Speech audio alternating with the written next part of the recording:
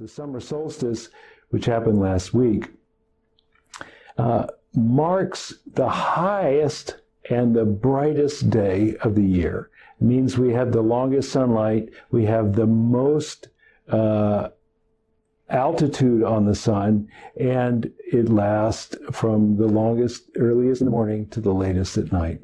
That's the summer solstice. When the sun reaches its peak, it begins the beginning of the yin phase. The yin phase being in the feminine phase. In the height of summer, which in my way of feeling is the height of masculinity, where you're out there, you're swimming, you're biking, you're eating out in the on the picnic tables, having cooked over a fire. It's very much like the guy time.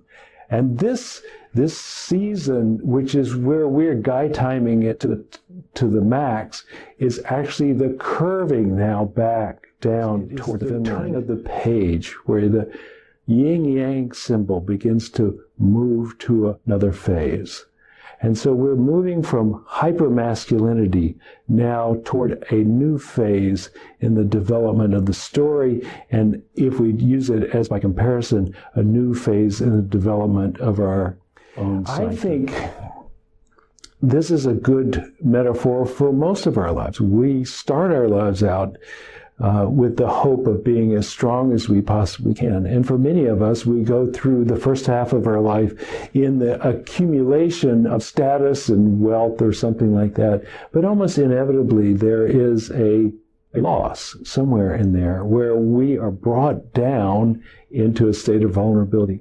This vulnerability is difficult for us. It feels like a loss. We are not happy about it. There is generally, it might be a sadness, a sense of defeat, a sense of weakness, really, that we're not the same we were before. Yes. This movement from the ideal of a warrior to a more blended personality is a powerful image for us in coming to accept our own growth through life. It's also happening in our psyche, if we let it. And I think that's the point I'd like to make today. Many of us in our culture don't know how to let it happen. We don't trust it. We don't imagine that there's more to life than being the powerful one. We think that if we're not on top of our game, if we don't control the situation, if we're not the hero of the story that's going on right now, we're failing. Well, in a sense, we are failing, but this failure is leading us toward a transformed state. The failing is part of it. We cannot be resurrected if we don't die. This is the story of our lives. And when we can come to accept that many of the things we thought were defeats were really precursors to even greater becoming, I think we have the opportunity to trust life a lot more.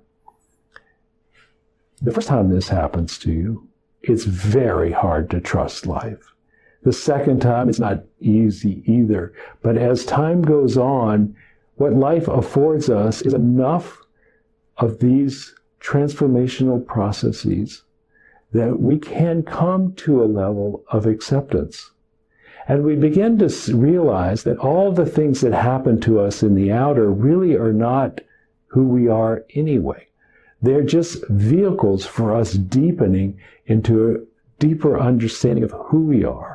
And who we are is that which does not change with the outer, but is the constant within us. Your core and your divine, yourself, is the same. That has gone through all the changes of your life, from childhood to adulthood, even to death. This core stays the same.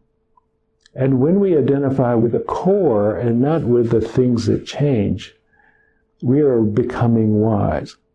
And in that wisdom comes a sense of understanding that all is working in our favor, that all the ups and downs, all the wins, the losses, the The highs and lows, the times when we were heroic and the times when we were defeated, they all are working in our favor because they're doing the dance of life, which is about transformation. As we move in this season from the height of the brightness of the sun, now back toward its lowest point in December, from the very long days of light to shorter and shorter days of light and longer days of darkness, we can recognize that this is an inevitable process that all of nature goes through. It has been going through the yin and yang of light for as long as there's been an earth. And so we, too, go through the yin and yang of life, where sometimes we're up, and sometimes we're headed down. Wherever you are on that process right now, you can rest assured that you won't be in the exact same place in the future, that it will change, but that through that will come growth. And if we use that to look to see what is permanent, ask of ourselves to identify with, not with the circumstances of our lives, but ask ourselves to really identify with the part that is divine, the one, the eternal, the self with a capital S. This becomes the silver lining in all those dark clouds. Let us be wise about this. Let us also be generous and open-hearted. And remember that even when we're winning, we can have compassion on those who are not. And even when we are losing, that there is no reason to give up hope. For all this is unfolding according to the plan.